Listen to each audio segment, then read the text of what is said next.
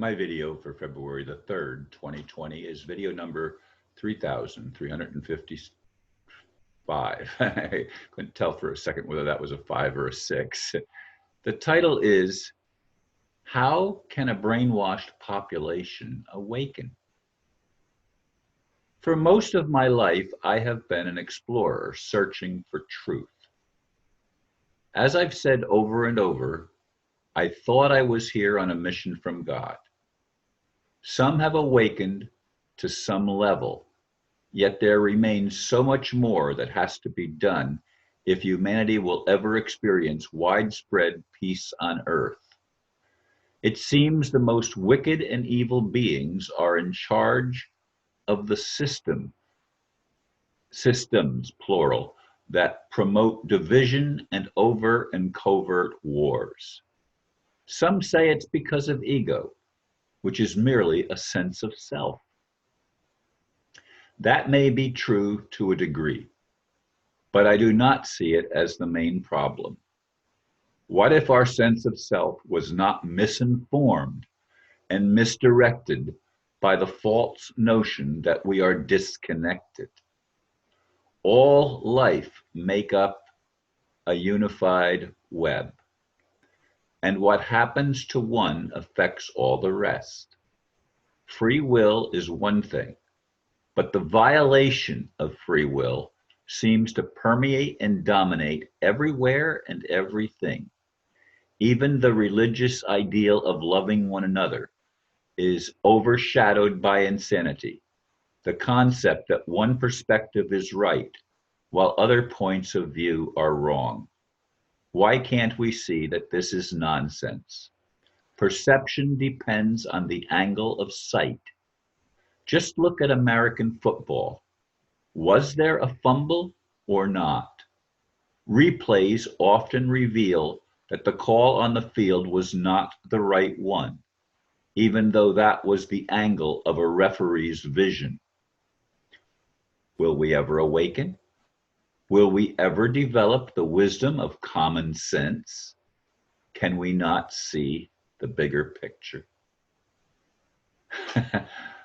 I'm recording this on the day that the American Super Bowl will be played, and I will no doubt watch the game and root for the 49ers. But that's irrelevant too. It really doesn't matter who wins, and it's just entertainment. It's just a way to pass the time. And when I run out of money and I can't go places, I tend to stay home more, and the TV may take up a bigger portion of my time than I would like. And as I've said for a long time, for over 2 years, when I moved into this apartment, I didn't even watch TV. But anyway, folks,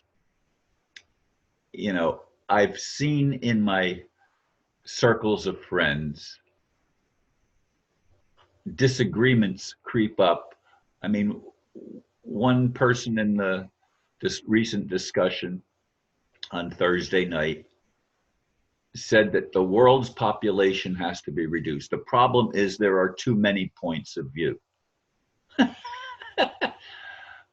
I chuckle, but that's not funny. That's a sick perception from my perspective.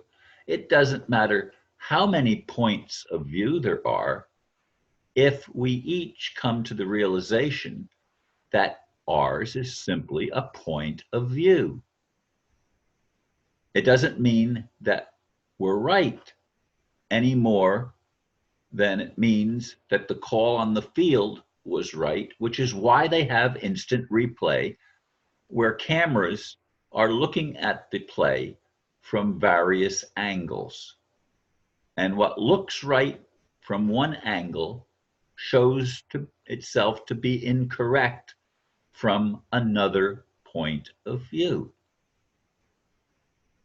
It's logical to me, and yet humanity seems incapable of seeing that, because from childhood we are raised with certain perceptions of reality. And many of them are based on lies. But it's not that the person necessarily wants to be a liar or even recognizes that they're lying. They have a pre-planned objective,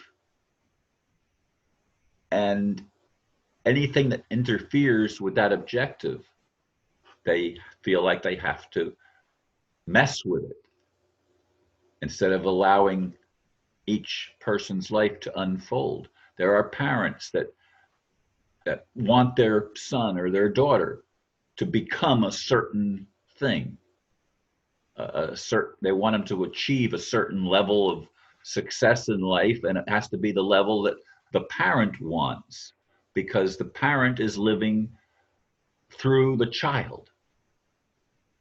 Instead of allowing the child just to pursue its own vision and its own dreams, the parent wants to superimpose a plan on the child. And oftentimes, children revolt against this. Sometimes they go along with the parent and do what the parent wants, and there seems to be peace. But the individual that is not following his or her own dream is left with a hole, an emptiness, a level of not full contentment, because they have not sought their own purpose and their own vision of what they want. They've instead succumbed to allowing the parent to be the higher and more important vision, ideal, whatever, than their own. And this is convoluted, as I see it anyway. And I'd like to see every human being fulfilled, every human being learning to love. But we can't do that as long as we keep the same indoctrination system in place, whether it's religion, whether it's politics, whether it's the economic structure of the world, which is really at the root of all the problems from my perspective. Money is a trap. The whole system of thinking that the one with the most marbles has to be the winner, when the real winner is the one that learns to share and learns to help others instead of suppressing individual free will. The problem is not that we have a free will, but that our free will is manipulated, that our free will has been taken from us, and someone else's free will has been superimposed upon us, so that we have to obey somebody else's dictate instead of following our heart. I really believe that if we could follow our hearts, we would love one another. Maybe that's an idealism. I'm sure it is. Maybe it's a dream. It's my dream. Heaven on earth has been my dream since boyhood.